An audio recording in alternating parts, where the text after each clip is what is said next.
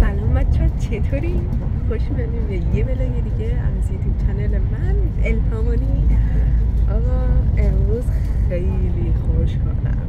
چرا خوشحالم؟ چون که دارم دوستای خیلی صمیمیم و دوستای قدیمیمو بعد 1 سال دوباره میبینم. برای هممون واقعا خیلی سخت بود که بخوایم از ایالت‌های مختلف بیایم یه جا جمع بشیم و همدیگر رو ببینیم، به خاطر اینکه ما قبلا تا پارسال هممون توی شهر زندگی میکردیم، توی ایالت زندگی میکردیم و بعد از اون به خاطر دانشگاه به خاطر دانشگاه رفت یه شهر مختلف و از اون موقع به بعد خیلی راحت نبود که حالا بخوایم مثل همیشه با هم دیگه جمع بشیم، هم دیگه رو ببینیم و اینا. دیگه امروز تصمیم گرفتیم که حالا هر کسی از ایالت خودش یه شهری انتخاب کردیم که حالا به همه نزدیک باشه. میخوایم بریم هانوفر اینطوری، ولی ما 4 نفریم، 4 تا دوست خیلی صمیمی با هم دیگه که چندین سال هم دیگه رو میشناسیم. حالا زمانی که اومدیم آلمان اون 3 نفر با هم میان و منم قرار شده که از ایالت خودم میام، تنها میام و قطارم تأخیر داره.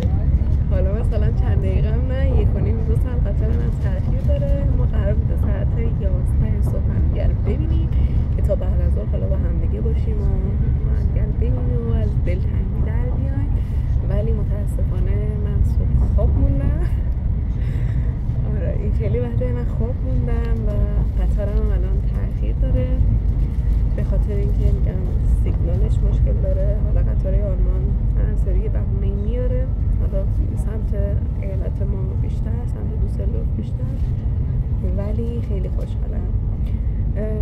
من در طول روز همراه باشین، سعی می‌کنم ازتون حالا کاری که میکنیم فیلم بگیرم، نه از همه چی، چون میدونم که حالا بعد 1 سال میخوایم همدیگر ببینیم. شاید خیلی بچه‌ها اوکی نباشن که من بخوام دوربین در بیارم ولاگ بگیرم، فیلم بگیرم، اما خیلی خوشحالم و از یه نظرم ناراحتم، چون که اصولا توی این گروه 4 نفره ما من کسی هم که خیلی دیر میام، یا نه اینکه از قصد دیر کنم، همیشه اینطوریه که من حاضرم یا حواسم به ساعت نیست که دیر میکنم، یا اینکه مثلا تا میام بیرون قطار از جلوی پام رفته.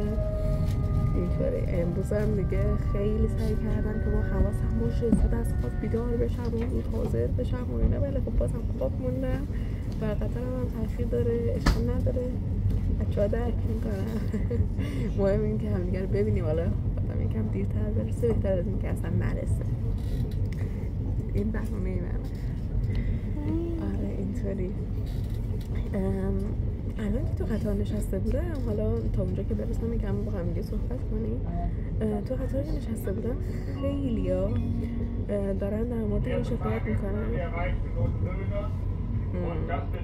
خیلی دارن در مورد صحبت میکنن که قطار آلمان خیلی تأخیر داره. حالا سمت ایالت ما وستفالن خیلی بیشتر تأخیر داره احساس میکنن نسبت به ایالت‌ها و شهرهای دیگه، و اینکه همه دارن میگن که چرا هر سری قطارهای آلمانی بهش میگن دویچه بان، چرا هر سری دویچه بان یه بهونه میاره، هر سری میگه که حالا تأخیر از قطارهای قبلی بوده یا یه چیزی وسط راه پیدا شده یا سیگنال خرابه. واقعا حالا من همیشه آلمانو دوست دارم، ولی خب اینکه قطارها واقعا خیلی تأخیر میکنن، خیلی تأخیر دارن یا کلا کنسل میشه پلان قطار، اینو دوست ندارم. حالا اشکال نداره.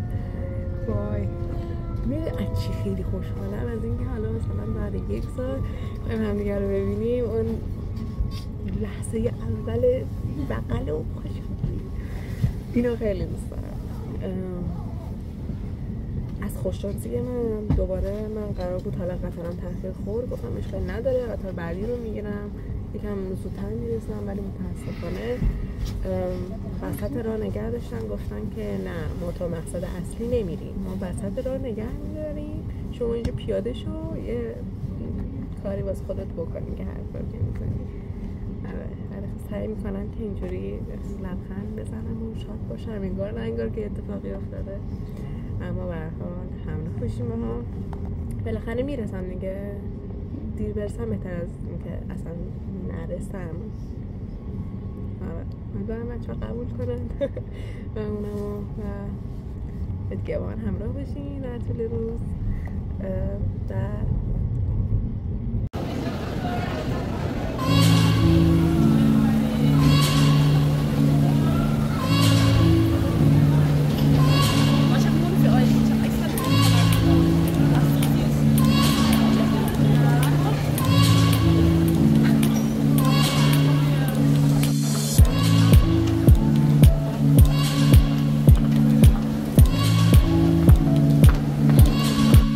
خب بچه ها ما رسیدیم. وای خیلی خوشحالم الان که ما رسیدیم و دوستان منتظرن آخر این کوچه بریم ببینیم که چی میشه. بهتر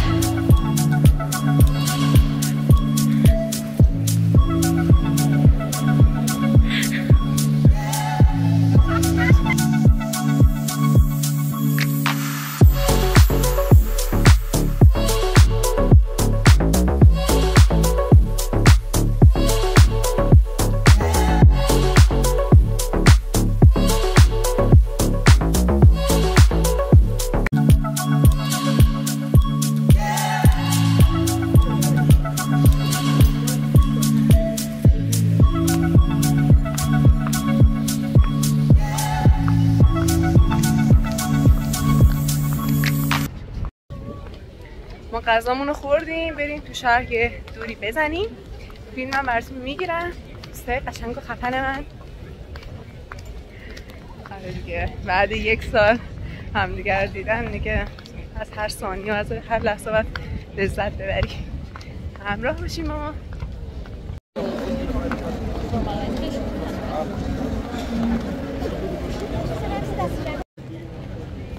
یه غذای چیزی خوردیم. با بچه ها عکس هم گرفتیم. خالد راضی بودی از عکسات، فیلمات؟ خوش گذشت؟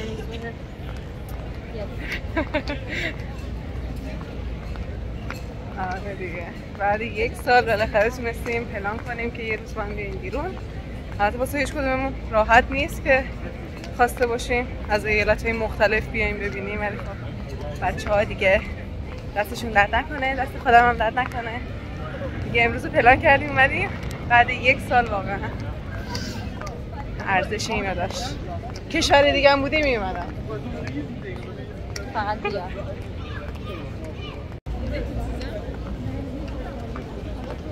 خوشحالی خالده امروز با آمدیم بیرون بعد 1 سال؟ خوشحال نیستی؟ تو دیر اومدی.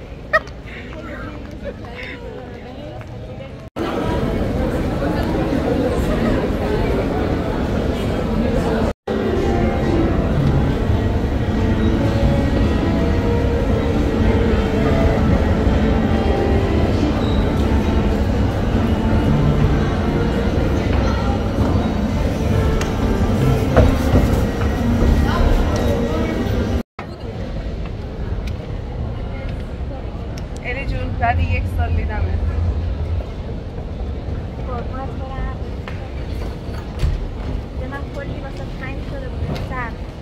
دلم منم واسه تنگ شده بود، ولی خب خدایی مرسی که واقعا همتون اومدین. جون الی لپتو پاک کن.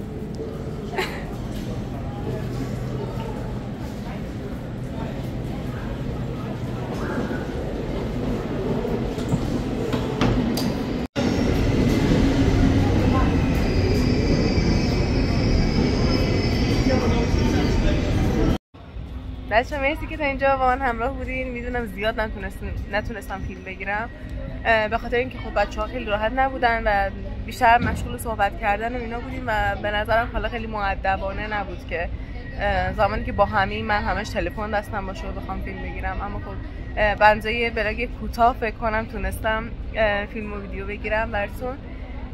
چقدر هوای خوبیه. یکم ناراحتم از اینکه بچه‌ها رفتن، اما خب دستشون درد نکنه اینکه اومدن. خیلی خوش گذشت بعد 1 سال دیدمشون. و اینکه خودم هم منتظر قطارم هم که برگردم به ایالت خودمون. کادوی تولدم هم گرفتم.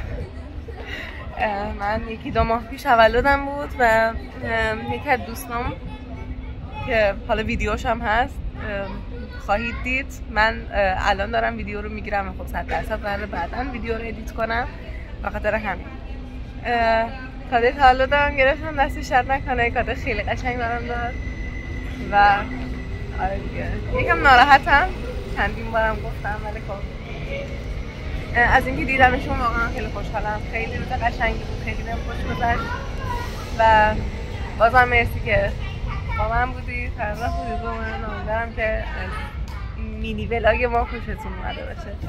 تا یه ولاگ دیگه، تا یه روز دیگه، خدا نگهدار.